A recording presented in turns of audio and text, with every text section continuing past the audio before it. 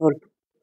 হয়, আজি সদৌ অসম গোৰ্খা ছাত্ৰ সন্থা লখিমপুৰ জিলা সমিতিৰ আমি এই লখিমপুৰ মাজমজিয়াৰ যি হিন্দী বিদ্যালয় আছে, বিদ্যালয়ৰ প্ৰেক্ষাগৃহ প্ৰাংগণত আমি দিনজোৰা কাৰ্যসূচীৰে আমাৰ বৰ্ধিত কাৰ্যনিৰ্বাহক সভা অনুষ্ঠিত হৈ যায়।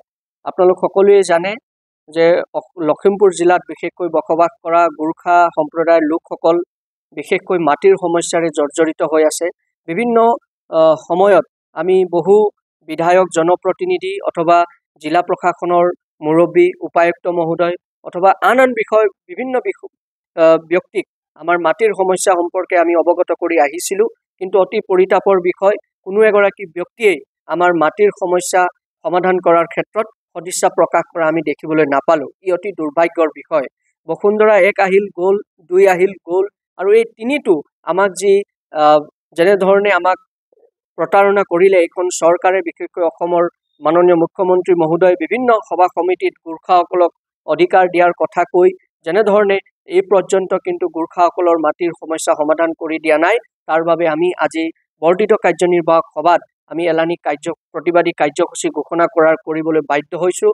অহা 8 ডিচেম্বৰ তাৰিখৰ দিনা আমাৰ হাৰমতি আঞ্চলিকৰ উদ্যোগত তথা হাৰমতিৰ আশে পাশে থকা আন আঞ্চলিক সমিতিৰ সহযোগত আমি হাৰমতিৰ মাজমজিয়াত আমি 2 ঘণ্টীয়া প্ৰতিবাদী কাৰ্যসূচী হাতত লৈছোঁ। তাৰ সমান্তৰালকৈ অহা ডিচেম্বৰৰ 15 তাৰিখৰ দিনা লখিমপুৰ উপায়ুক্ত কাৰ্যালয়ৰ সন্মুখভাগত আমি এক বৃহৎ প্ৰতিবাদী কাৰ্যসূচী হাতত লৈছোঁ।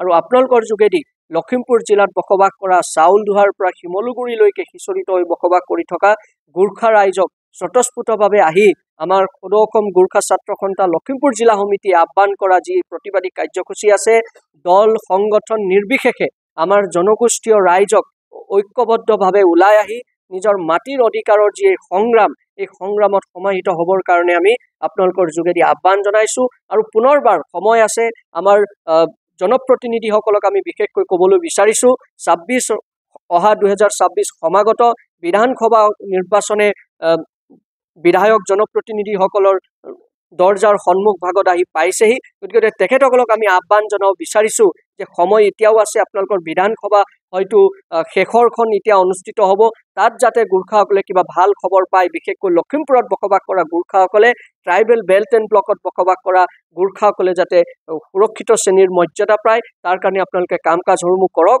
অন্যথা কিন্তু 26ত গোৰ্খা ৰাইজে আপোনালোকৰ মুখখনলৈ চাই কিন্তু গোৰ্খা ৰাইজে ভোট নিদিয়ে।